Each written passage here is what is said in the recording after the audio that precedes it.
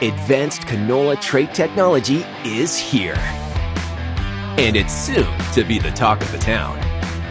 Optimum Glide delivers excellent yield potential and agronomic trait performance. Improved crop safety. Enhanced weed control. And a wider window of application. You're going to want to see this. Learn more at OptimumGlide.ca. It's time for RealAg Radio on Rural Radio Channel 147 on Sirius XM.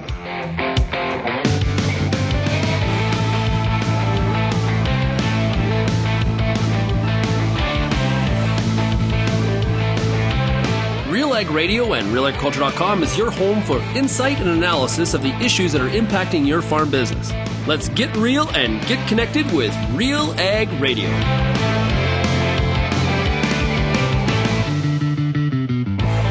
Welcome to RealAg Radio here on Rural Radio 147, Sirius XM. Shaun Haney, your host here on this Thursday edition of the show. Hey, thanks so much for making RealAg Radio and Rural Radio 147 a big part of your workday. Also, a big shout out to everybody listening out there on the RealAg Radio podcast. Of course, it is Thursday, which means it's the Farmer Rapid Fire, brought to you by Pioneer Seeds Canada. For more than 90 years, Pioneer has developed and tested products to meet your local challenges. With new Optimum Glide canola, Enlist E3 soybeans, to performing corn products and industry-leading traits and technologies to maximize your yield potential. Pioneer's on-the-ground teams can help you get the right products for your fields. Visit pioneer.com/Canada to learn more. Our great list of farmers today on the show. We got Luke Barron from Ontario. We got Steve Twynstra from Ontario. Scott Perkins in Manitoba. And Rob Stone is in Saskatchewan. And we'll also be joined by Pioneer agronomist Mike Weir out of Manitoba. Looking forward to hearing from Rob Stone. So, Federal Ag Minister Lawrence McCauley was actually on Rob's farm this week.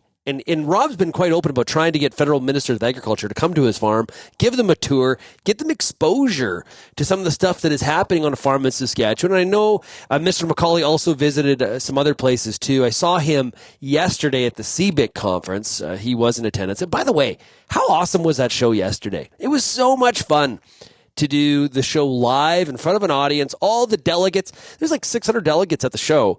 Or the conference yesterday, and they were all in front of us watching us do the program. We had great feedback, and people loved it, and I wish we could do that every week. So much fun. And our guest did great, too. If you did miss that show, make sure you go back and listen to it on at RealAgRadio.com or on the RealAg Radio podcast. If you have any feedback on today's show, send me an email, shaney@RealAgriculture.com. You can also find us across all the different social media platforms, YouTube, Twitter, Facebook, Instagram, TikTok, Threads, and like I always joke, we're probably missing a few there too. But we are Real Agriculture across all of them. Or you can call that RealAg feedback line, 855-776-6147. Okay, let's get into it. Let's take a break, and when we come back, we're going to get the Farmer Rapid Fire started. We're going to start it in Ontario and work our way west. And you're listening to RealAg Radio, brought to you today by Pioneer Seeds Canada.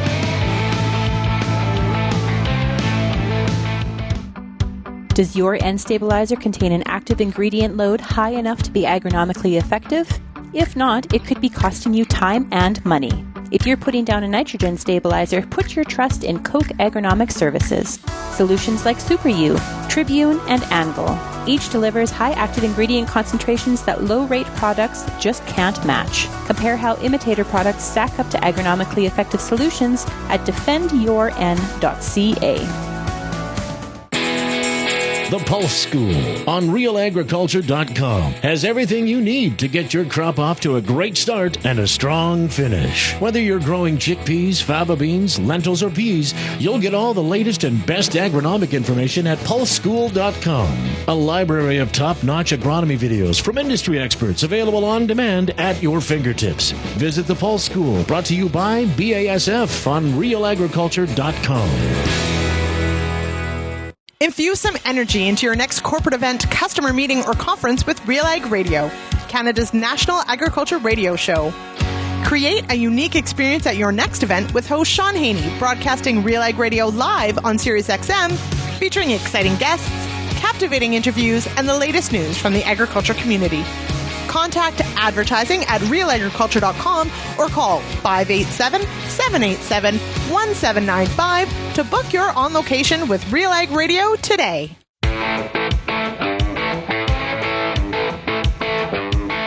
We get the Farmer Rapid Fire rolling, brought to you by Pioneer Seeds Canada. We go to Ailsa Craig, and we are talking to Steve Twynstra. Steve, how are you doing? Good morning, Shaun. Doing great. Awesome, bud. Okay, hey, how are those crops looking? We've had our share of rain in the last 8 weeks. I'd say we finished our wheat harvest. We're happy with the way it turned out. Quality was good. Actually came off dry, unlike other parts of the province. Our hard red was probably slightly above average. Unfortunately, our soft red slightly below, but we'll take that with quality, no sprouting, that sort of thing. Corn crop looks amazing right now where we had well-drained fields. Some of the heavier clay that's got little poor drainage on it, shall we say, as you can see the tile run's not as severe, but they're out there if you get looking from a drone or from the air. The real kicker is going to be our specialty beans. We're seeing a lot of root rot show up, a lot of tile run beans out there. Same with the soybeans. Unfortunately, when you get these big rain events, and we're used to that with our drainage, but it's been kind of extreme the last little bit. So the root rot seed treatments have kind of given up, and the root rot's out there. A lot of fungicides gone down. And, of course, the talk now is all foliar. So we've been putting a bunch of foliar on most of our beans, trying to salvage what we got. Yeah, well, like, give us an idea. What kind of moisture you've been getting, in the last month? Oh, yesterday we had another storm front come through. I believe dropped about 7/10 of an inch on us. In our area, we're used to getting 2-3 tenths at a time every 10 days, every week, that sort of thing. It's pretty mild climate. In the last 6 weeks, we're pushing upwards of 3 inches to 4 inches at times. Wow. In certain locations. Just a lot of little microbursts popping down. And it's, I'll give you a classic example. Last month, we had 4/10 of an inch at our shop, and 1 3/4 miles away on one of our bean fields, for the neighbor, they were pushing just shy 2 inches. All I keep on hearing about is how good this southwestern Ontario corn crop looks. Like I don't know if we're going to break a record, and we might, but I'll tell you, that's kind of the murmur in the room, so to speak. A lot of people, I think we're like going 3 weeks now where every Ontario grower I talk to and ask, how are your crops looking? They say corn looks really good. It seems like high expectations. I'm going to be cautiously optimistic, say we've got an above average crop out there. The challenge we've got is it's behind schedule. We tend to grow mostly a lot of full season maturity crops. We've had a lot of smoke haze in the air with all these rain events. It's been more overcast, and it's been cool. It's been a cool summer for us on average. And so we're kind of slightly behind in heat units. So of course that corn crop's going to need to finish off. It's going to need another 6 to 8 weeks of good weather to finish it off, to get the test weight on there. That's going to have a direct bearing on the final yield. I guess from my perspective, we've been out there, pulled some of the small little cobs that are forming now, done the kernel counts. It's hard to see what the TIFO is going to be at this point yet, but we're just saying average, number of kernels around, 16, 14 in places. I think I counted an 18. For us, that's kind of normal. 16 to 18 is kind of normal for us. So I don't see the 22s and the 20s out there at this point in time that bring the top end yields out there. Of course, there's a lot of folks that are saying, we're seeing double cobs on a plant, that sort of thing. I guess we'll see if they all finish off at the end of the season. And we're used to seeing that on the outside of fields. You get walking into the field, it's rare to see that. So did you go usually just on the outside? Did you go fungicides wall to wall?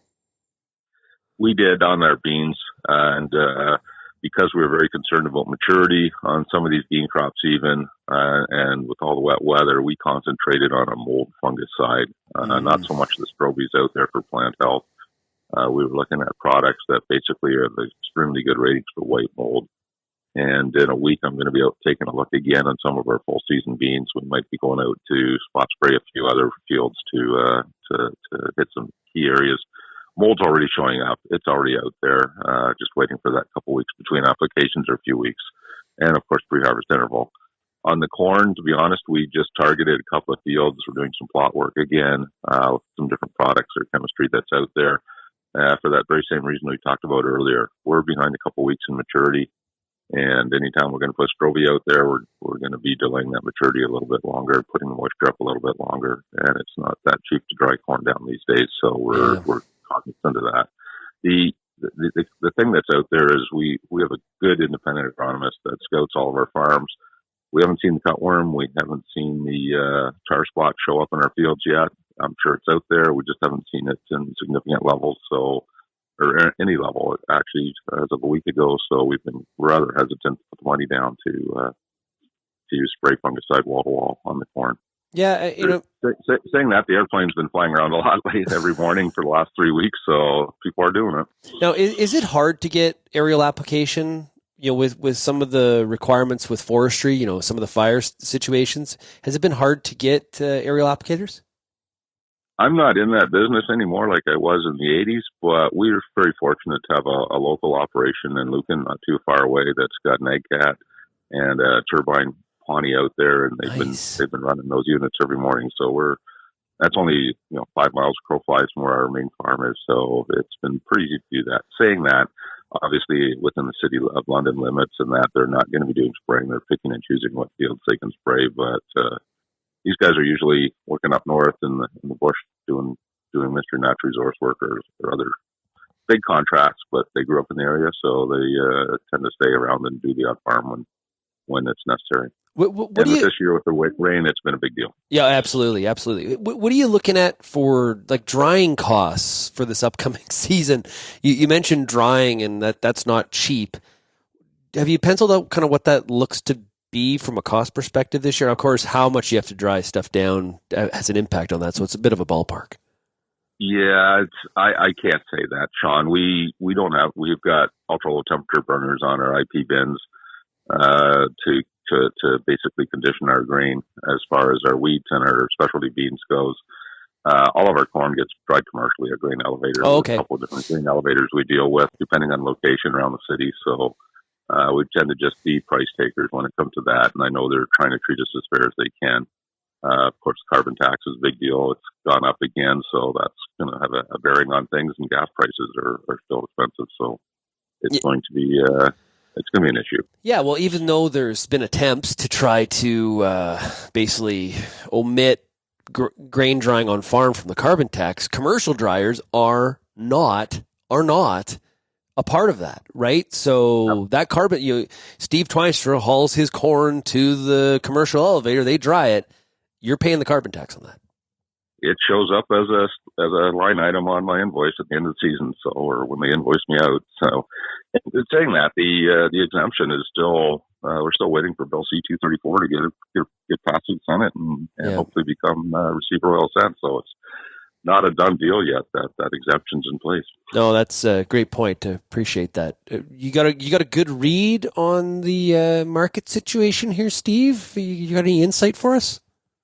Oh, we must be gearing into harvest season. I see the wheat market's dropped another 2 cents or 7 cents this morning again overnight. So the highs of the summer are behind us. Are we getting back into a real market again? The Ukraine situation seems to be discounted, and then unfortunately, there seems to be discounting the drought that's happening in Western Canada. So my take is I'm a little bearish on the marketing right now. Are you? We feel we're hedged for this year. We've got hedges on for next year's crop already, and we're a little hesitant to put any more on on the bean side, because as you know, the weather, when we're already in a stressful situation, it can make the difference between a 35 bushel crop or a 60 bushel crop. So, and there's a little bit of growing season left ahead of us yet. So we're just going to sit back a little bit until we get a better handle on things, and hopefully if we get a little bump up in the market, we'll try and reward that. But right now, overall, I guess in more of a bearish tone. There's some weight. There's some black clouds that are weighing here on things for sure. When you say you're hedged, are you using just production contracts? You're with the commercial elevator, or are you using some options? What are you doing? Forward contracting mainly. Yeah. We just try to take it off the table and have played basis contracts in the past. if we felt there was an opportunity to do that with dollar value, et cetera, or a certain market. We've sold options in the past. We've bought options in the past. I'll be honest, anytime we've bought options, I feel like I lost at the end of the year. So try not to play that game too often. Just know your costs. Keep an eye on the market daily, and when you see opportunities there, it's time to take, as a good friend of ours on social media says, take some cookies off the table.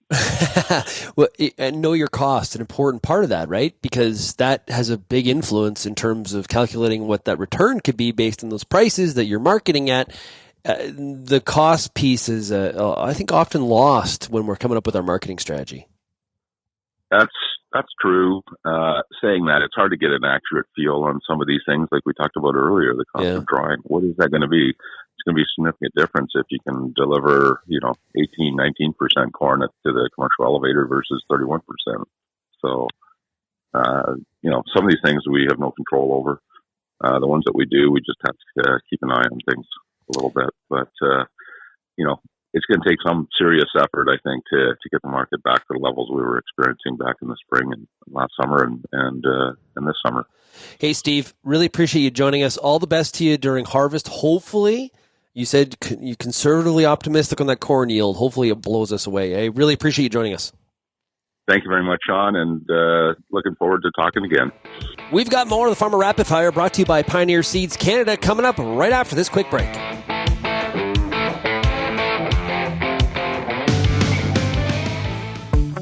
There's a reason we call it the Corn School. Videos on everything from planter setup, weed control, field trial results, yield strategies, and so much more.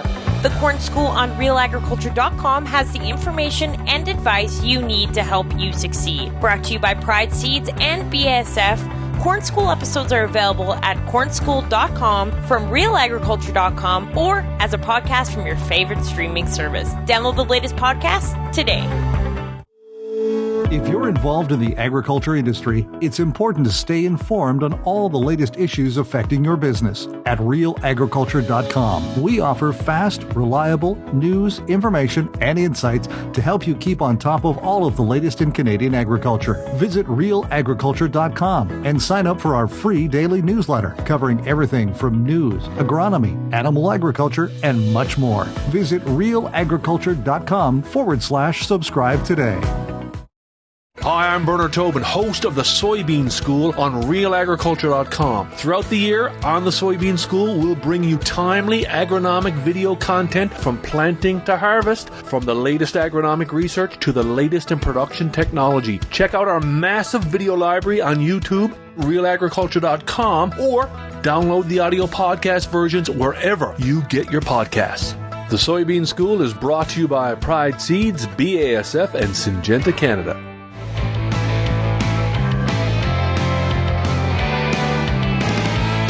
The Farmer Rapid Fire on RealAg Radio is brought to you by Pioneer Seeds Canada. You can go to pioneer.com/Canada to find out more.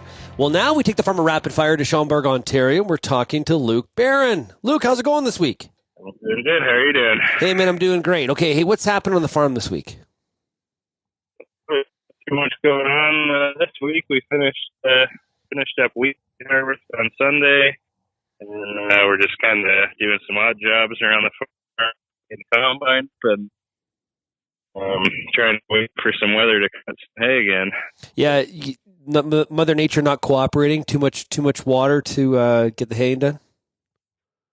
Yeah, it seems that way. We haven't. I guess we did a little bit of hay on the long weekend, but besides that, we haven't done any hay since the middle of June because it seems to rain about every 2 or 3 days. Yeah, that's crappy. But, how were the wheat yields?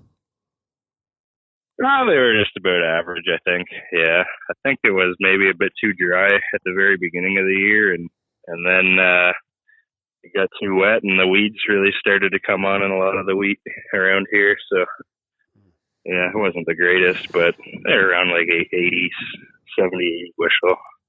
And that's about average. So, what would be your lights out yield? Like a 120, or what would you think? Yeah, I like the mid.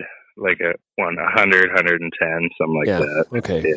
Yeah. You mentioned weeds. What are the main weeds on your farm that are an issue in the wheat? Just a lot of like the grass is starting to come back up in it, like twitch grass, and there was some vetch starting to come up in some of it too, and just more grasses, stuff like that. And how optimistic are you about the corn and soybeans? How do they look? Oh, they look like amazing, actually. Yeah, I'm really happy with how they look. They're phenomenal with all the rains that we have gotten, and we got them planted in good time because it was drier at the beginning of the year. And like holy moly, they really come on good here. So, did you put a fungicide? Did you put a fungicide in your corn? We did a bit with a helicopter. Yeah, we got a helicopter to come in and spray about half of it, and because we're so close to the city and the highways here. They won't do like certain fields because they're too close to certain things. So we only do a half barn, but I sprayed all of our beans with fungicide with our own sprayer. Yeah. You're concerned about powdery mildew?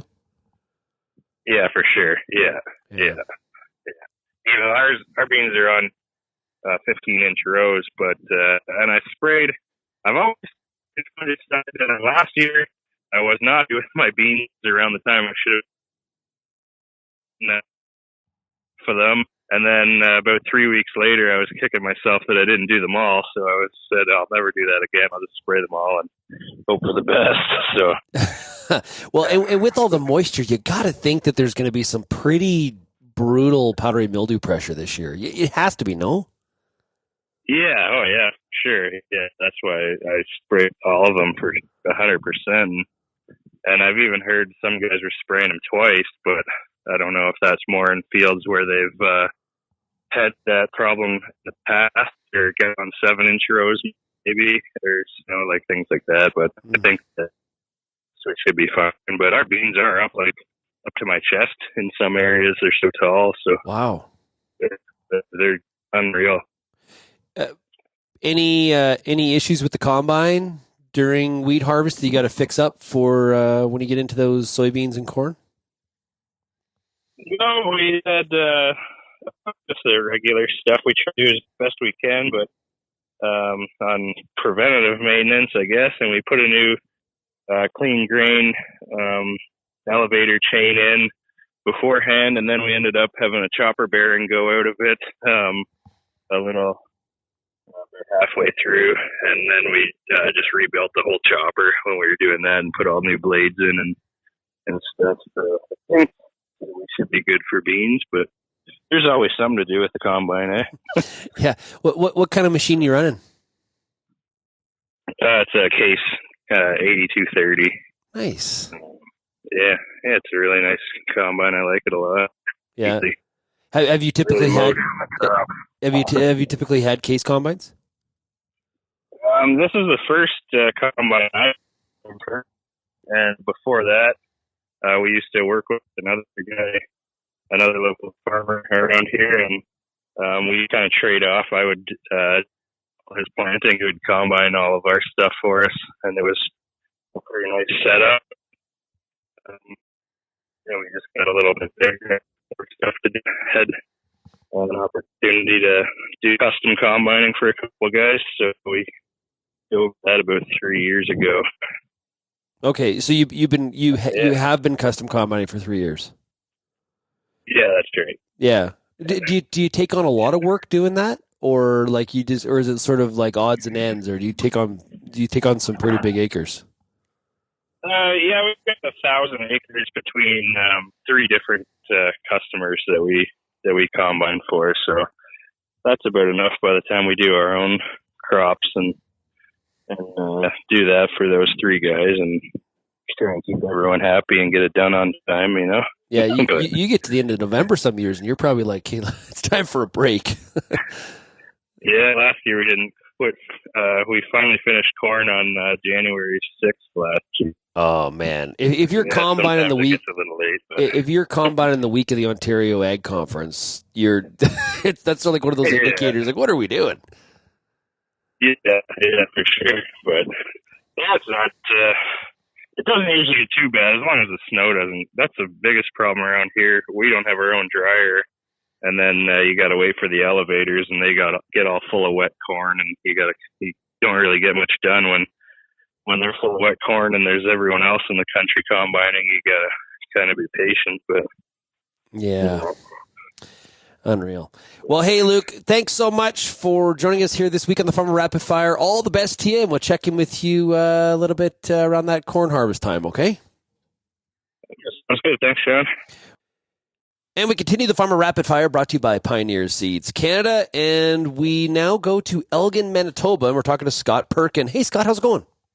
Hey, great, Shaun. How are you? Pretty good. Hey, what's happened on the farm this week? We've been combining. We finished our winter wheat, and we are into oats. Started the oats yesterday, and we'll continue in oats for a couple of days. How are things running? Decent for the year. We certainly can't complain. I know that there are some areas in Western Canada that are in much tougher situation. We had spring rains, so that got certainly cereals off to a good start and determined yield. So, a pretty good crop for the year. And hold on here, you're growing oats? I thought no one was growing oats this year. What are you doing? Apparently, it's the only field around here. We did continue on with our IP contract in oats.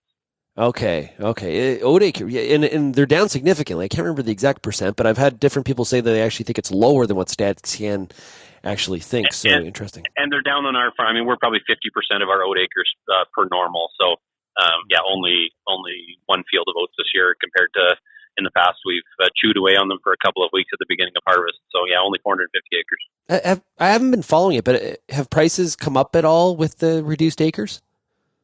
So when we contract, $5.75 a bushel range, and they really dropped off midwinter, early spring, and then now they're come back up because of the lack of acres that went in. And I think you're at least $5.50 at the elevator if you didn't have them contracted. So still better off to have done what we did, but the price has come back.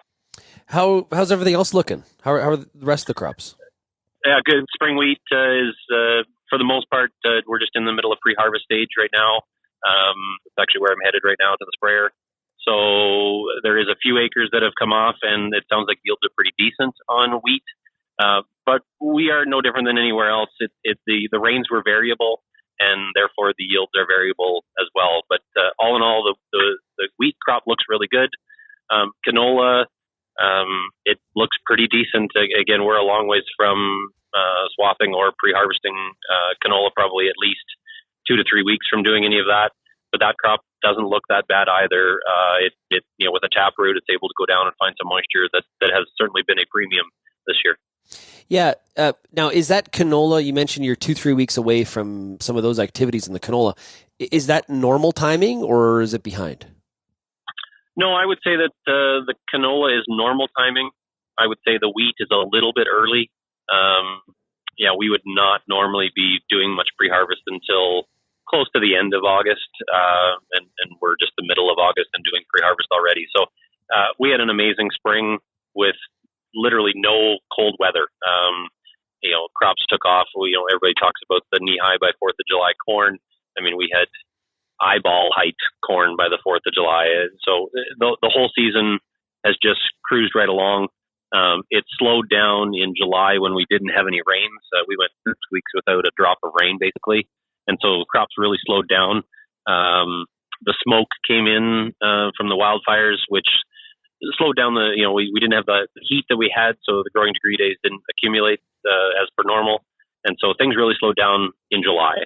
But we were off to a really quick start in May and June. For everybody that doesn't know their Manitoba geography, Elgin is kind of smack in the middle between the North Dakota border and Brandon. Is that the good way to put it? Okay. Yep. Now, absolutely. Yep. How it sounds like things are okay, especially in comparison to some other spots. How big of an area is that is okay? Because what I continue to hear from people repeatedly is, you go 5 miles that way and it's horrible, or you go, you know what I mean? Like we haven't had those widespread storms, and so there's lucky and unlucky. How big of a band are you in? Yeah, I would agree. But in general, Western Manitoba, you take Manitoba and split it in half. I think people in Western Manitoba are generally pretty pleased for the year with their crop.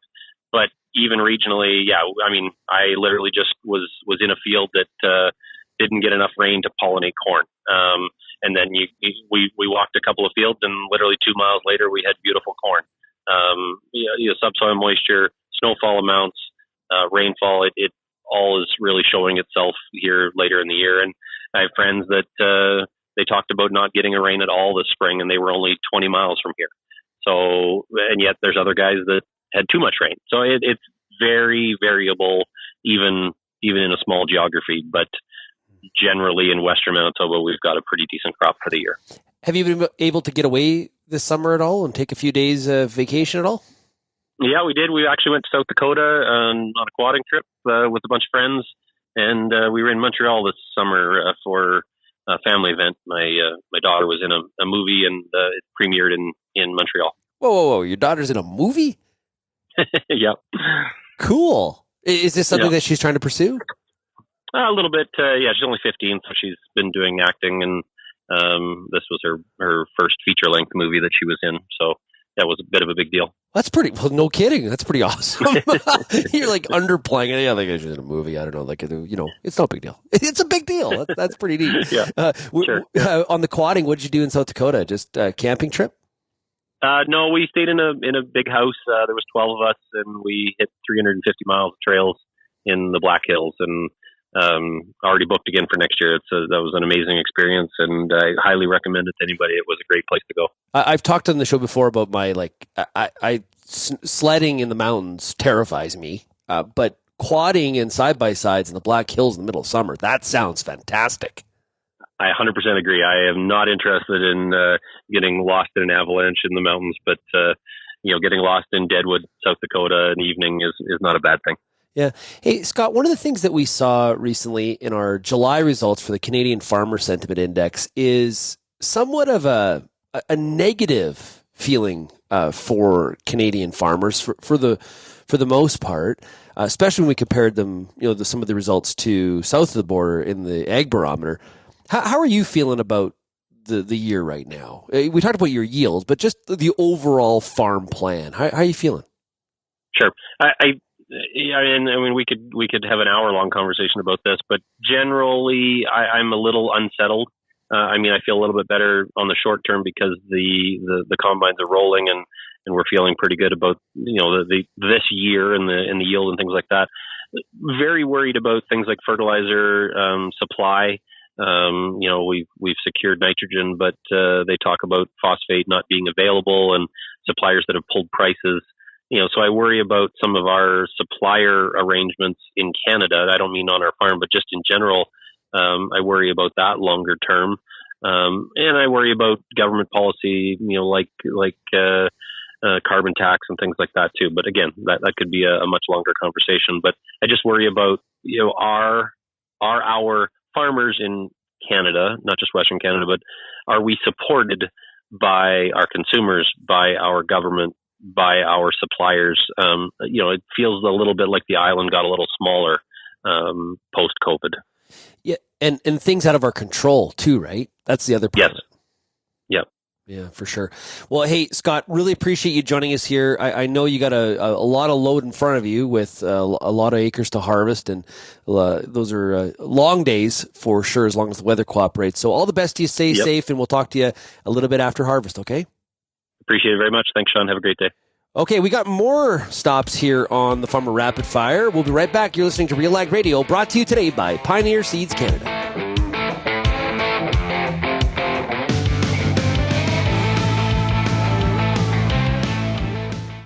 Did you know that Pioneer now has a full lineup of Enlist E3 soybeans?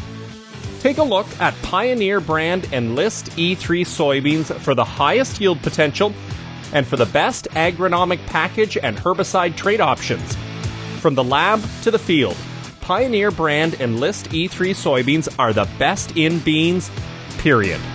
Ask your local Pioneer representative about Enlist E3 beans.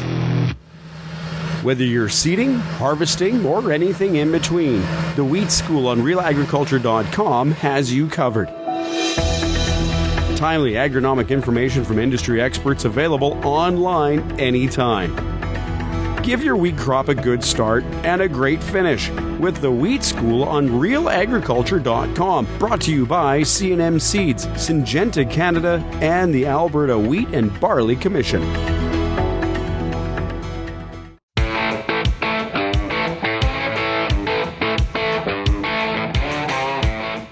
And we take the Farmer Rapid Fire, brought to you by Pioneer Seeds Canada, to Davidson, Saskatchewan. We're talking to Rob Stone. Hey, Rob, how are you doing this week? Good morning, Shaun. Oh, it's great. We're doing good here. Good. Okay, how do those crops look? What's happening? Well, right now we're in the midst of harvesting, so we got our lentils off. We just hit the wheat, and canola will be later. So the people that are speculating with the weather maps about how, beneficial rains and showers, we will not benefit from any of those, except for maybe to get some second growth to have to spend more money on spraying canola. So yield-wise, the lentils were okay-ish, I guess. They met our expectations, which weren't that high. And the wheat, we're doing our best wheat first, which is probably the worst way to do it, but it's okay. We had some snow catch and a couple of freak showers on some of the wheat here that we're doing right now. So it's nice, but as we move on to the other stuff, it'll drop below average, well below average for sure. Now, I don't want to put words in your mouth, but it kind of sounds like it's okay. We're going to get through this, live to fight another day. Is that the good description? Yeah, I think so. I mean, we see lentil prices ticking up, so that's going to probably put them into the profit zone. So that'll be okay. Wheat will probably be fighting with crop insurance coverage, on that line of it. I would think we'll probably, beat the coverage. So at least our premiums on wheat won't go up next year. And canola for sure is year 3 of canola claim. So that's already got me penciling out what my 25 premiums are going to be, trying to figure out what our 25 premiums will be on trying to grow canola. And it's probably not going to be good. Yeah. So I was just going to ask you, 3 years of pretty not great canola yields. Do you start to question, do I have canola in or out of the rotation, or are we not quite there yet? I don't think we can. I mean, obviously I'm a Pioneer dealer on the side too, but I don't think we can do that in our rotation. We just we've just been hit with different circumstances each year to kind of make it a problem. Last year was a few bushels underneath the coverage. 21 was an absolute blowout for everybody, and this year was just a little bit of heat at the wrong time and no subsoil. So I'm assuming we're going to get some fall rains, have a little subsoil, and we'll be back in action yet. So I think we'll go as usual, because what else do you do? Plant too many pulses and have Aphanomyces issues if it does get wet. We're not flax growers, so we're just we don't have much for options, which has been generally a good thing for our farm. Now, Davidson is kind of smack in the middle between Saskatoon and Regina. The conditions. I was just talking to Scott Perkin from Manitoba about this. How are those conditions that you've experienced? Are they over a widespread area, or are you in kind of a unique pocket? Our conditions, I'd say, if somebody west of me is listening to this interview, they'd say, "Yeah, these guys have it really good. Their crops look awesome." As you drive further west, everything is, it dries up bad, and as you get further east, same as in some other years, conditions improve a little bit. So, but on a drive that we did some weeks ago, I'd say our conditions were probably the best from here to Bow Island. You see a lot of really, really tough situations, and that's tough to drive through, and obviously tougher to be living in it and trying to operate in that. Yeah, no, I hear you. Okay, now really kind of a unique experience. I saw that the Federal Minister of Agriculture, Mr. Lawrence McCauley, actually made a visit to your farm this week. What was that about? Yeah, that was interesting. Obviously, I'm a bit vocal on social media, and I've been inviting the Minister of the Portfolio to come and see what we're all about. And so I've been working on that for a while, and almost thinking that if you ask, maybe sometime it comes through, and certainly we got the visit. So it was kind of a last minute thing to be in conjunction with some other things that he had lined up here, and the people behind the scenes worked really hard to make that happen. And so he came to the farm on Tuesday for an hour and a half visit, and we had a great great chat about lots of stuff. What did you show him? Like, what was you've been? Because I've seen where you were trying to get the former minister to come to the farm for a tour, and Macaulay took you up on. He's only 3 weeks into this the second time through this role. So what were some of your key thoughts you wanted to get across to him? I thought number one, so we had a couple stations set up for him. So number one, we went through the technology of what our seeding operation looks like, had the air drill set up, folded out, went through all of the sectional and the variable and all the gadgets and goodies that we can do, and how, the efficiencies of the operation and how that's environmentally beneficial, all those sorts of things. And I think it was a really good conversation on that. So we wanted to talk about that. And then we talked about a lot of the other things that I'm involved in as a Sask wheat director. I invited a couple people with Sask wheat to come over, and we talked about research and investment. We talked about all of the other things that are important to progress the industry, including the investment from kind of a non-tide side of things when it comes to climate, that we just need to keep developing good varieties, good science, and these things will sort themselves out. So we had some great discussions about that, and he got to drive a combine. So that was a great thing as well. Where are the videos of that? I believe, I've got the selfie of me doing it, and I believe his people have some video of that, so I'll make sure and reach out and get some video of that for sure. I can imagine, and Macaulay is from PEI. Yeah, I can imagine no different than if somebody from Vancouver Island was the ag minister, or quite frankly, even if you were from Davidson and you had to experience other areas of agriculture across the country. It wouldn't take very long. You would get such a handle on the differences. There's a lot of similarities. Don't get me wrong, but this industry is so diverse from an operational standpoint. It would just be a lot to take in, consume, and digest. I think so. So I was really impressed with the willingness of him and his team to engage. And, we kept it pretty light. And I told them on purpose, we're going to keep this light because I would like to speak with you, and all of us would like to speak with you, more pointedly on some of these issues like the sustainable ag strategy and fertilizer reduction. But we did get to touch on those points, and very keenly aware of the, I guess, some of the concerns that we've had about how the engagement and collaboration has happened on some of those things. So I think I felt pretty confident that we've got to start on a relationship there. So that's a good thing. I was impressed with our meeting, anyways. Okay, and I guess what were there walkaway points, or what impression did you get from him in terms of what he thought about some of the things that he saw or heard from you?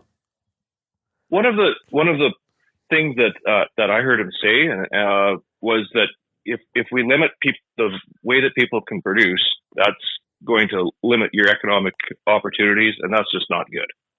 So that's good. I think yeah, exactly. Obviously, within an environmental constraint of doing the right thing, and he was able to see that we are involved in doing the right things already. And that was the discussion, that we had about how do we get to this next percentage when we're doing a lot of the good stuff already. So I think that we gave them lots to think about and lots to discuss in the future. Now, Rob, I'm going to ask you this question as Rob Stone, not Sask wheat director, but just Rob Stone.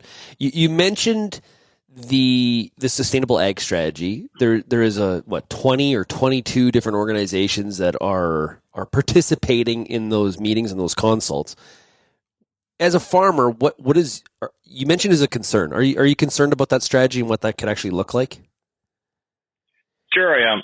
There's some good mention in the strategy, and I've read through the document a few times to pick up on things. And there's mention of existing practices that farmers use for capturing carbon, like zero-till, min-till, but a lot of reliance on some pretty questionable science so far on when it comes to cover cropping and all of those sorts of things, which is great in some areas but not others. So I think that the regional perspective within there was not fully captured, considering that 40% of arable agriculture happens in Saskatchewan. So not that we're trying to flex and say we're a big deal in Saskatchewan or a big deal Saskatchewan farmer, but just by the numbers, strategy and general representation needs to take that into account. Eventually, we're going to learn when developing policy for the country when it comes to agriculture. Eventually, we're going to learn that one of the most important criteria is recognizing regional differences. This is one of the things that sunk responsible grain. Now, there were other things that sunk responsible grain in the code of practice, but that was a big focus, right? And hey, rightly so. Eventually, we're going to learn, and it gets back to my comment earlier about having to learn all this stuff through a fire hose because of all the differences across the country from a production standpoint and operationally. It keeps on sinking. Potentially, okay policy is a lack of awareness of regionality. Well, and I think like that was when you go to the consultations or you listen to go to the webinars and things like that. That's the thing, is that it's sold as a thing that it's supposed to help us position ourselves in the marketplace and as a lot of the practices that we're already doing. So some similarities between responsible grain and the code of practice from a different angle, but it needs to be it needs to be a comfortable thing for us to accept as well. Yeah, good point. Okay. Hey, Rob, we're out of time. I really appreciate you chiming in here and giving your thoughts and perspectives. Have a great harvest, and we'll chat with you a little bit later on in the year, okay? Thanks so much, Shaun. You have a good one. We'll be right back with more of the Farmer Rapid Fire, brought to you by Pioneer Seeds Canada.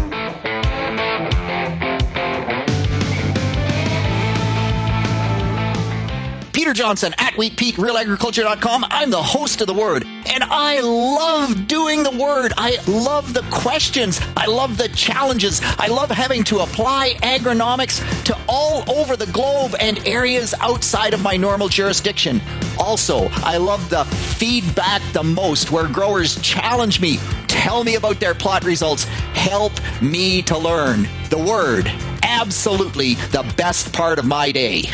Canola is more than just a pretty face in the prairie landscape. It's a big business, both here and around the world, that requires you to be informed and up to date on everything it takes to grow a successful crop. The Canola School on RealAgriculture.com has an expert library of video resources covering markets, agronomy, and more to help you grow a healthy and profitable canola crop. Visit canolaschool.com today. Brought to you by BASF Canada and Invigor Hybrid Canola.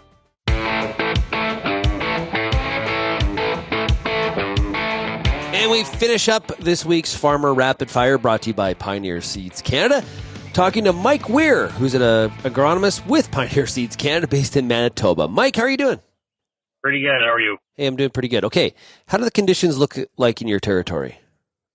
Yeah, it is kind of a mixed bag for sure. It's been the story of the season. Just wherever the thunderstorms have gone, it's just as patchy as that. Where there's some areas that look really good and continue to look good now with some recent rains in the last week, and then there's some other areas where it's been a tough go this year with lack of rain, and the rain that did come in the last week, it was for a lot of crops a little too late, but overall the rain we got the last week was pretty general across much of the eastern part of the province that I cover, and when we talk specifics to the crops that I deal with corn, soybeans, and canola, it's still going to do a lot of wonders for yield potential on those three crops. It's going to help the canola finish. Those areas that have received good rainfall, it's going to continue to help those pods fill on soybeans and corn fill as we get into ear fill right now. And then probably more importantly, in those areas that were lacking rain, where we were starting to see some pods and seeds aborting in soybeans, and in corn seeing some tip back and firing off, it's going to put a pretty big Band-Aid on those crops and stop some of that abortion on the yield, and maybe even help a lot with seed size in both corn and beans, which contributes a lot to yield. Yeah, I was just going to ask you, soybeans have come a little bit back into favor in Manitoba after a few down years for sure, because of some of the dryness that was impacting farmers' yields. How optimistic are you about the soybean yield this year from some of the crops that you've seen or fields that you've seen with soybeans? Yeah, I am cautiously optimistic. Like I mentioned with the rain events through the summer coming in, and a lot of them through a thunderstorm, it's pretty patchy, but it seemed like a lot of areas that were receiving those thunderstorm systems just continued to receive them. And in those areas, I think we're going to be well above average for yield in soybeans and in other crops. But then there's those areas where, we got off to a pretty good start. We had good populations, and then the tap just shut off, and we saw some, fewer nodes per plant on beans, and that starts to lower your yield potential. And then as we continued into flowering and pod development, we saw fewer pods per node and fewer seeds per pod in some of those challenged areas. So I suspect in those particular areas we will see a below average yield. But like I mentioned, these rains in the last week, I think is gonna help a lot just to protect what's there. And we forget a lot about how important seed size is to contribute to yield, and this rain will really help with that. As your customers hit the field, I'm curious, as a Pioneer agronomist, what does your day look like? Do you go and ride the combine? You kind of stay out of customers' way? What do you do? Yeah, it's a fun time of year. We've been looking at these crops all year, and we have a number of trials scattered across the province. And as growers get busy in the field, we don't want to bug them too much. So, pick and choose times to go and look at some trials and ride along on the combine whenever we can. We do use the weigh wagons quite a bit this time of year, so have a lot of really good cooperators that work with us on collecting yield data. But yeah, as far as a day for me this time of year, it's spending as much time as I can observing a lot of our pre-commercial products as well as our commercial products, and then just reporting any of the yield conditions and reports that we're receiving from the field. Yeah, you probably have just as much of anticipation this time of the year as the growers do on some of this stuff. And anyway, it is super busy, whether it's in the fields or transport on the roads from field to field, and we can tend to be in a real big hurry. But it's a good time to bit of a reminder about farm safety at this time of the year. Yeah, no, thanks for bringing that up. It's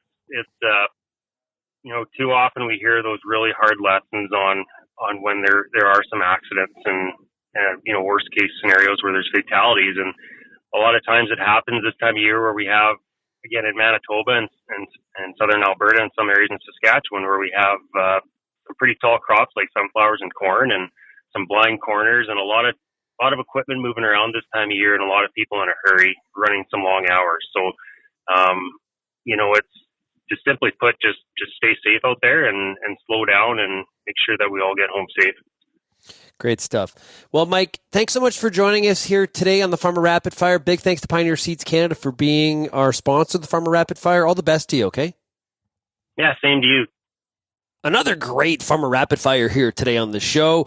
Really appreciate all of our farmers stepping up and spending some time with us to share what their experiences are, what they're seeing out in their fields. And as like always, we have a quite a wide array of conditions, forecasts, and the way that people are looking at how 2023 is shaping up as we hit kind of this midway point of August. Harvest well underway across the country. If you have any feedback on today's show, we'd love to hear from you. Send me an email, shaney@realagriculture.com. You can also find us across all the different social media platforms as Real Agriculture, or you can call that Real Ag feedback line. Now, the number is 855-776-6147. Thanks, everybody, for getting real and getting connected with Real Ag Radio, and a big thanks to Pioneer Seeds Canada as our sponsor of the Farmer Rapid Fire, and we'll see you again tomorrow. Cheers, everybody.